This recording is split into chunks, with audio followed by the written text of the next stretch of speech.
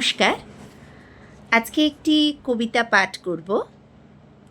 কবিতাটি সত্য ঘটনা অবলম্বনে। এটি ছোটদের কবিতা। সকলে মন দিয়ে শুনবে, আশা করি ছোটদের ভালো লাগবে। কবিতার নাম কড়াইশুঁটির কচুরি, লিখেছে সংঘমিত্রা।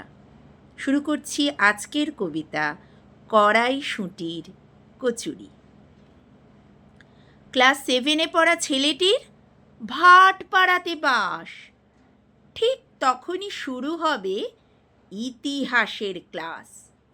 ছেলেপিলেরা গল্প গুজবে মেতেছিল তখন। একটি ছেলে চুপি চুপি টিফিন খায় যখন। মনিটর দেখতে পেয়ে বলল স্যারের কাছে, ওই ছেলেটা টিফিনের আগেই টিফিন খাচ্ছে ক্লাসে। ইতিহাসের স্যার যেই ডাকলো ওই ছেলেটাকে, টিফিন বাক্স নিয়ে এসে দেখাতে বলেন তাকে।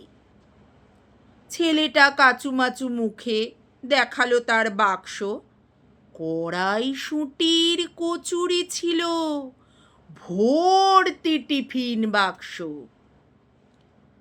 কিচ্ছুটি খাইনি স্যার সারাটা দিন ধরে, তাই খাচ্ছি এ সময়ে এমন চুরি করে।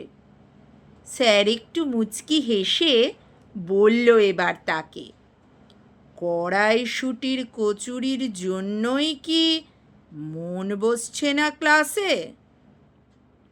ছেলে এবার বলল হঠাৎ, বাড়িতে মোটে একটাই খেয়েছি আমি, ইচ্ছে হলো আবার খেতে, হবে না আর এমন দুষ্টুমি? স্যার বলল, বললি কেন? কিচ্ছুটি খাসনি সারাদিন? এবার কি তোর পানিশমেন্ট রুখবে আলাদিনের জিন?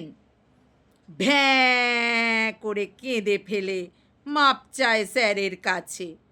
বলল, স্যার মনিটর একটা খেতে চেয়েছিল আমার থেকে, দিইনি, তাই নালিশ করে দিল আপনাকে। স্যার বলল, বেশ করেছে, দিসনি কেন ওকে? এবার যে তোর দিতে হবে ওর সাথে আমাকে।